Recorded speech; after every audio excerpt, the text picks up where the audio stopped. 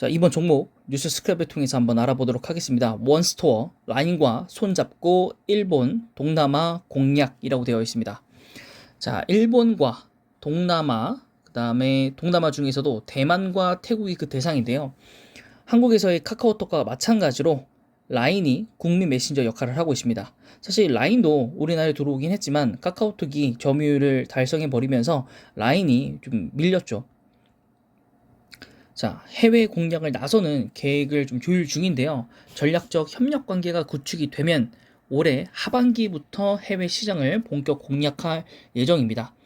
2대 주주로 네이버가 있다는 점을 감안했을 때 추후에 IPO가 예정이 됐을 때 시가총액만이 아니더라도 2대 주주가 네이버라는 그 사실 때문에라도 주가가 크게 올라갈 수 있을 거라고 저는 봅니다. 세계적으로 월간 활성 이용자 수가 2억 명에 달하고 있고요. 일본에서만 8,500만 명이 사용을 하고 있으면서 대만과 태국에서도 국민 메신저로 사랑을 받고 있습니다. 자, 지난해 6월 마이크로소프트 그 다음에 도이치텔레콤들과 협력해서 향후 미국하고 독일에도 진출할 수 있습니다. 물론 미국에선 조금 힘들 수 있겠지만 각국의 인앱 결제 강제에 대해 국내뿐만 아니라 유럽에서도 규제가 심화가 되면서 원스토어에 새로운 도약의 기회가 되고 있는데요. 이 인앱 결제라고 하는 것은 구글과 애플 등 앱마켓 사용자가 앱 운용사의 자사 결제 시스템을 쓰게 하는 겁니다. 자, 2018년도에 7월 7.2%에 불과했던 국내 앱마켓 점유율 시장에서 올해 1월에 14.5%로 2배 이상 올랐습니다. 그래서 인앱 결제 수수료가 20%이고요. 수수료는 5%입니다. 그래서 구글과 애플과의 그 인앱 결제 시스템과 그다음에 원스토어의 비인앱 결제 수수료가 26%에서 30%까지 이제 구간대인 걸 감안하면 상대적으로 좀 착한 수수료 정책이라는 것을 평가를 받고 있고요. 문제는 이제 국내 게임사들에 대한 참여 여부였습니다.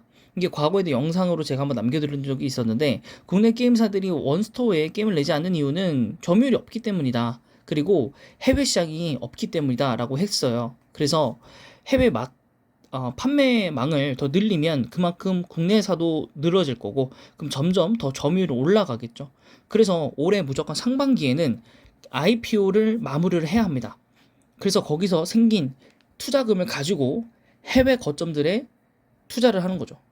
그래서 이미 예비 그 상장 심사가 2월에 이제 마무리가 됩니다. 2월이라는 건 이번 주 안으로 마무리가 될 겁니다. 그래서 사실은 물론 이제 코스피나 코스닥 지수가 올라가면서 시장이 조금 완만세로 올라오면서 좀 되는 그런 이유도 있겠지만은 SK스퀘어에 대한 그 기관과 외국인이 아마 이제 조율을 좀 하고 있는 것 같아요.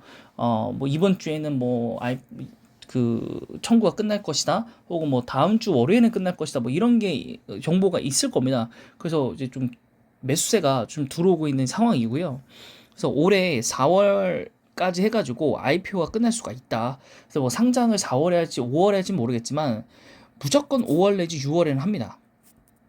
그래야 하반기부터 여기 써 있는 것처럼 하반기부터 본격 공략을 할 수 있기 때문에 사실 하반기라고는 바로 7월부터 열릴 수도 있긴 한데 그러면 좀 작업을 좀 해야 되기 때문에 사실 6월은 빠듯할 수 있어요. 상장을 하고 뭐 여러 가지 좀 서류 절차들을 하고 그다음에 뭐 돈들이 납입이 되고 해야 되기 때문에 제가 볼 때는 5월이 유력하다고 좀 보고는 있고요. 5월이라고 한다면 사실 2월에는 끝나야 되고 혹은 3월 초. 근데 3월 초에 뭐 여러 가지가 있어가지고 대통령 선거도 있고 3일절도 있고 뭐 하기 때문에 사실 2월에 마치고 3월 초쯤에 공모에 대한 얘기가 좀 나오고 그래서 3월 말쯤에 소예측이 되고 뭐 4월에 상장하든 혹은 4월에 이제 뭐가 나오고 5월에 상장을 하든 뭐 정말 늦어도 5월쯤에 상장을 해야 될 것 같은 생각이 듭니다. 근데 여기서는 올해 4월에는 끝난다고 얘기했기 때문에 결론은 3월에 수요예측까지 끝나야 됩니다. 3월에. 예, 그럼 대통령 선거 지나고 나서 수혜측 들어갈 수 있을 거로 봅니다. 자, 그리고 SK스퀘어에서는 자회사 중에서 첫 IPO 사례이고요.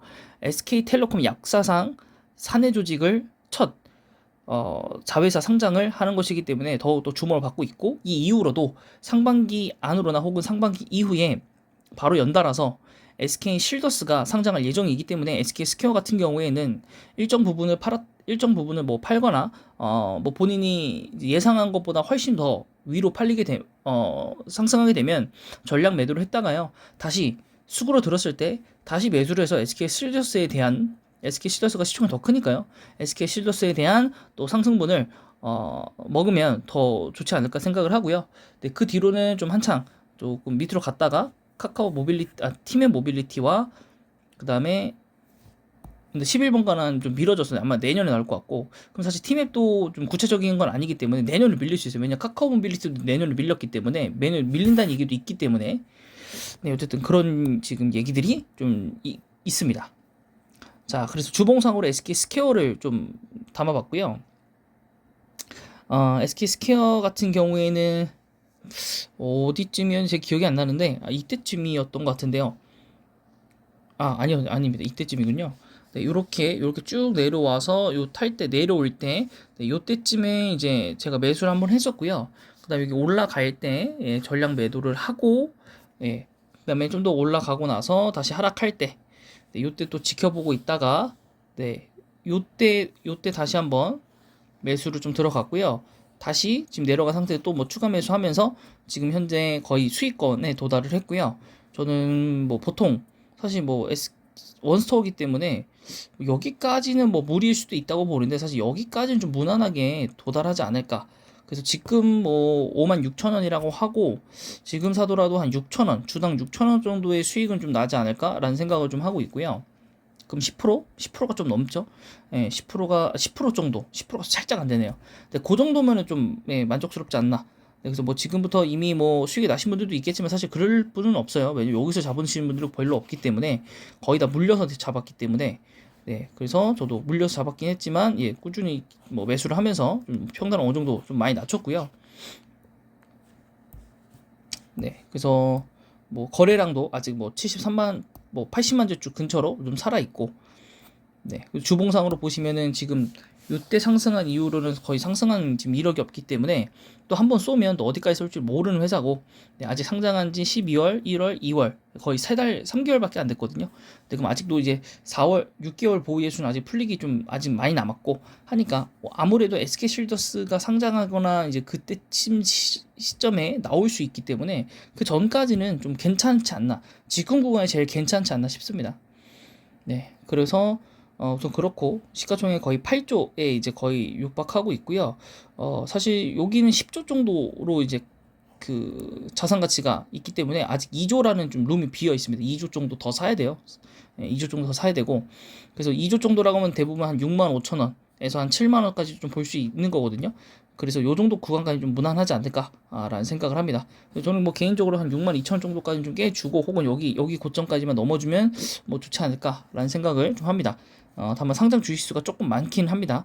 네, 그래서 그렇게 나와 있고요. 네, 그리고 여기 지금 표에는 별로 갖고 오지는 않았지만은 이제 개인적으로 좀 보면, 지금 뭐 2월 달 들어서 가지고요. 2월 달 들어서서 지금 2월 달 들어서서 거래가 하나, 둘, 셋, 네, 오늘까지 4일을 제외하고는 기간은 올매도입니다. 기간이 올매도. 그리고 오히려 외국인이 이틀 3일. 네, 오히려 외국인은 3일 빼고 올매수. 네, 그럼 사실 그 외국인의, 예, 영향에 따라서 주가가 지금 움직이고 있다라는 거를 어느 정도 좀 방증한다고 좀 볼 수 있겠고요. 네, 뭐 어쨌든 근데 개인도 좀 많이 팔고 있어요. 개인도 많이 팔고 있어가지고 그 부분이 조금은, 예, 뭐 못 기다리시는 분들이 좀 내려가시는 거겠죠.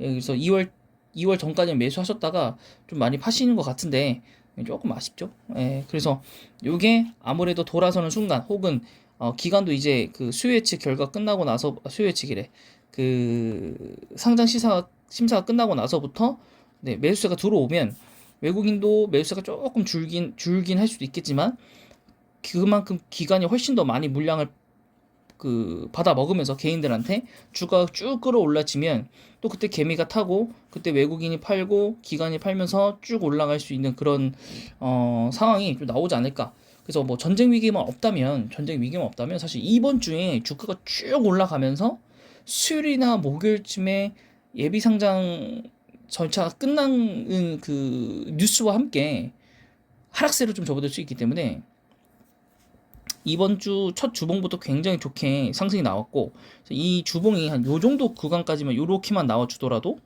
충분히 매도할 수 있는 구간이 나오기 때문에 네, 그 정도 한번 기다려 보도록 하겠습니다. 그래서 SK스퀘어는 사실 그렇게 큰 수익을 내는 건 아니고, 여기까지 뭐 내는 건 아니고 10% 정말 많아도 10% 네, 10% 정도의 수익을 좀 누리시고 투자해 보심이 좋지 않을까. 근데 뭐 내일부터 또 막 달릴 수도 있기 때문에 이미 이 영상이 올라가고 난 후부터는 사실 매수가 안 될 수도 있습니다. 그래서 여러분들 좀 영상을 좀 차근차근 좀 잘 봐주시면서, 제가 과거에도 올린 영상 굉장히 많으니까요.